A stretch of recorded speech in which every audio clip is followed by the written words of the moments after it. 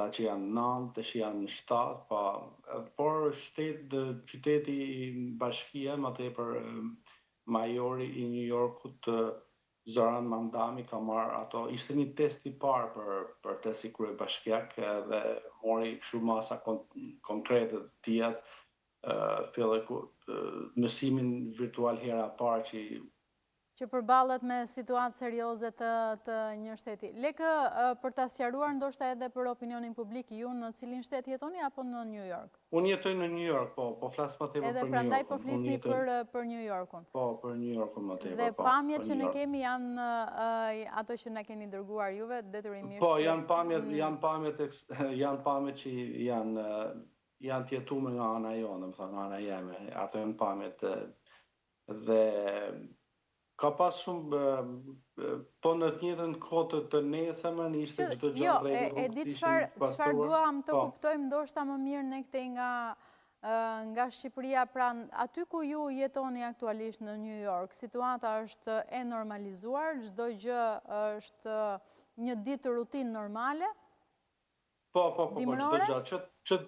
Që ditën e hanë, gjithçka ishte, ato ka një organizim fantastik, faktën, e ka një organizim zinxhir dhe çdo gjë, edhe rrugët janë pastrume, bilese dhe ka ndryshuar edhe sistemi i pastrimit rrugëve, edhe ato borpastrueset janë pajisura me GPS dhe është një aplikacion online që shikohet cilat rrugët janë të pastruara, kështu që të nesërmen, e hëna ishte një ditë normale, patjetër ishte njerëzit, kishte reduktim njerëzve në lëvizje, sepse ishte ai paniku që akoma është bërë, po ishte çdo gjë në rregull. Njerëzit Cili nga shtetet, ndoshta çfarë flasin media, cili nga shtetet ka situatën më problematike për sa i përket rreshjeve?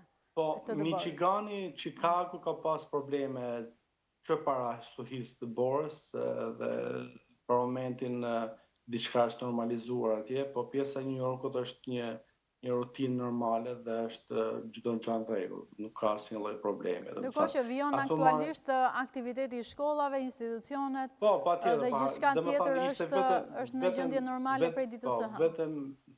Vetëm një ditë ishte, një ditë mas shtuhisë e hëna ishte u bë pushim, edhe çdo gjë kaloi pastaj të nesërmen, mësimet filluan 2 orë me vonesë që të evitoheshin ato pjesë e ngritave të mëngjesit.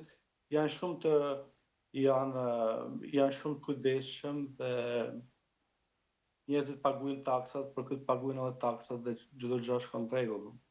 Nuk është si bora që mendojmë na bora do bëhet do përkeqësohet pjesa e udhëtimit ose e lëvizjes, është çdo gjë në rregull, nuk e imagjinon si ka mundësi. Ndërkohë, Leka në fakt ti fole edhe për